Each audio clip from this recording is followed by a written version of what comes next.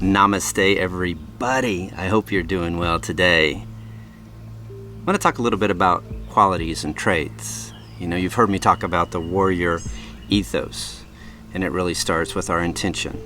And that transformation starts with our very next breath, our very next belief, and our very next behavior. And we all know the victimhood mentality. Now, I'm not talking about victims of crimes and people that have innocence, but I'm talking about victimhood mentality. Those people that continue to play that role of a victim. And those traits are need for recognition, right? I always need to be in the spotlight, or I need this attention, or, feel sorry for me because of this. And you'll see this a lot on social media, where they're playing that role, right? They need their victimized gratified, and it needs to be recognized by others of where they're at. And then moral elitism, right? They think they're above everybody else. They're immaculate. They see those that oppose them, criticize, or victimize oneself completely and totally immoral and unjust. So we see this a lot with politicians, right? You're one way, and because you don't agree with me, well, you're not worthy. Right? You're not honorable. You're not loved. You're not accepted. So moral elitism. The other one is lack of empathy. And a lot of times this happens because we become desensitized. But think about if you have little, or people that you know that have little empathy or concern for the suffering of others. Now, the true suffering of others. Because their own victimhood is much greater than the suffering of others. And then also includes entitlement. Right, which we see a lot of entitlement, and they act selfishly or harmful towards others without recognizing their pain or experience. Rumination, a strong tendency to brood and remain extremely fixated on times and ways in relationships where they experienced victimization and being taken advantage of. So let's go over that again. Need of recognition, moral elitism, lack of empathy, and rumination. Do you know anybody that plays that role, or do you play that role? I see that a lot in politics right now. Another thing is you think about entitlement and lack of empathy. I'll just use the Hoover Dam as an example. If you look at the statistics, Jet, go inside. Inside. Everybody, inside. Inside.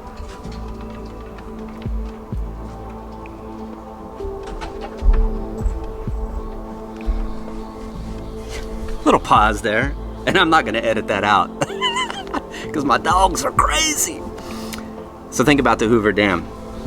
Now, there is parts of Colorado that are in a drought, but there's lots of parts of Colorado that are not in a drought. And they've had an abundance of rain. But all you have to do is go to the website, and it basically shows that they're consuming more water that's being brought in. Now, they're entitled to consume that water. Right? At what point in our life do we stop consuming more than we take? Another example is a ceiling fan. We create a ceiling fan and it circulates air, but it creates more heat than more cooling the effect. So it's circulating the air, but it's also generating a lot of heat. So in our life, a lot of times we feel like we're entitled and we deserve certain things in our life. And just begin to analyze that.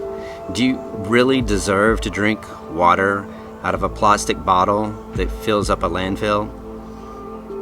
I don't feel like I deserve, and I'm not entitled to that. So I drink water out of a mason jar or a water bottle. I drink it out of the faucet.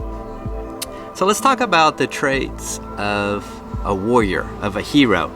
And I've told you this before, that warriors, they forge their own path. They choose their own destiny.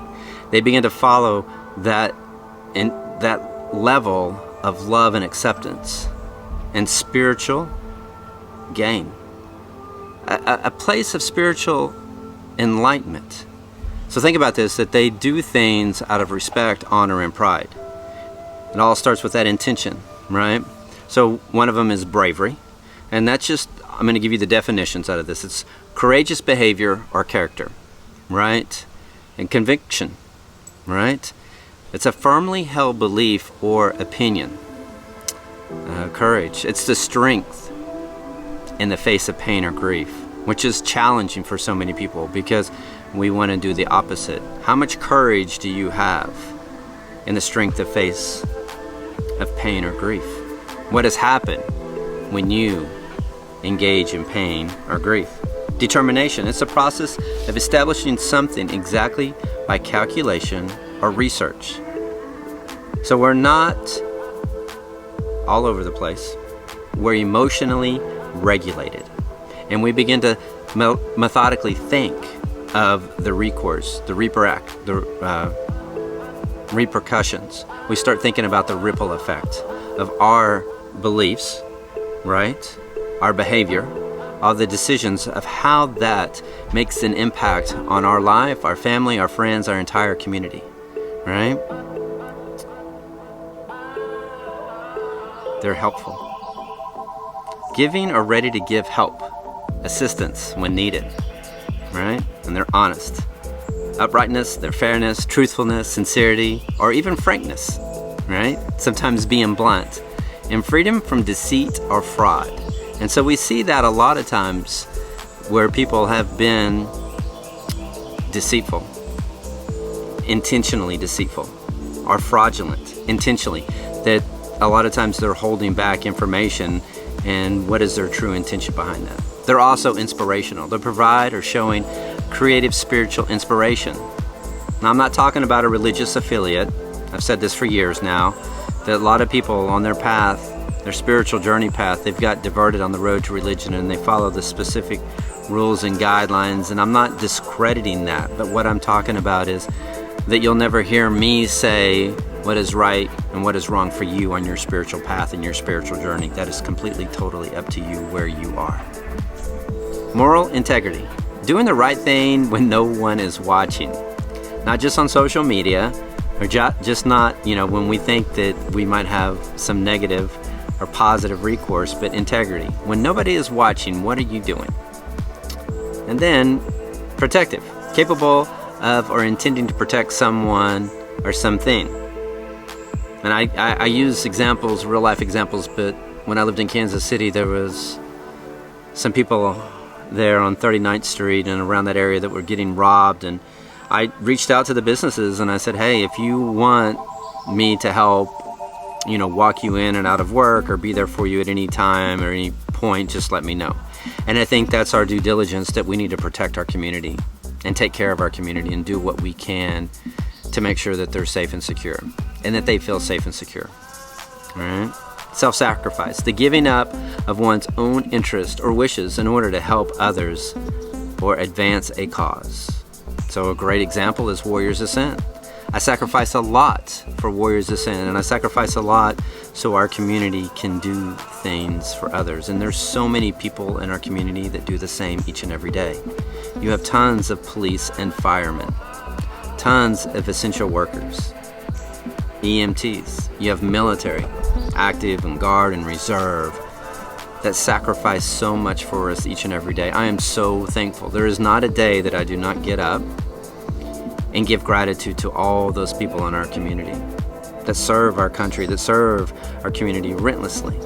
They truly give so much to us each and every day, and I just absolutely love and adore it. And I'm thankful to be surrounded by these people every single year that come to Warriors Ascent, that attend, and it just reaffirms how amazing our police force is. How many amazing, beautiful, strong warriors we have in our police force, our Department of Corrections, and essential personnel that sacrifice so much for us each and every day. So if you see any of those people, just give them a heart thankfulness, and thank them for giving so much to us. And then selflessness. They concern more with the needs and wishes of others than with one's own, which is also in the baseline of humility, of always being humble, right? Being respectful, being loving and kind.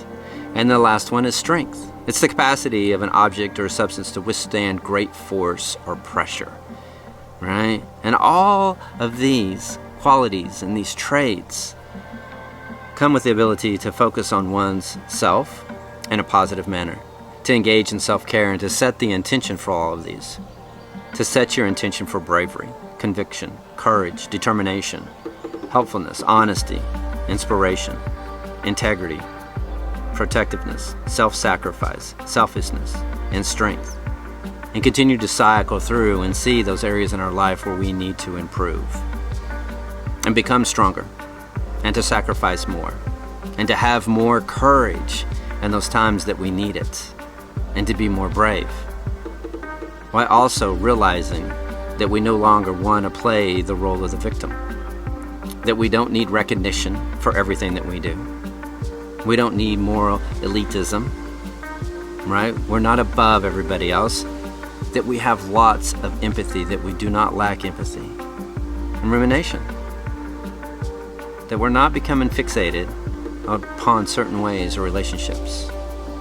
I love you guys. I hope you're enjoying these videos. I hope you have an amazing week. If there's anything I can do for you, feel free to call me, 816-313-2013, or you can just email me anytime you want as well. Stuart, Steuart @me.com. I hope you have an amazing day, and I look forward to seeing you soon. Namaste.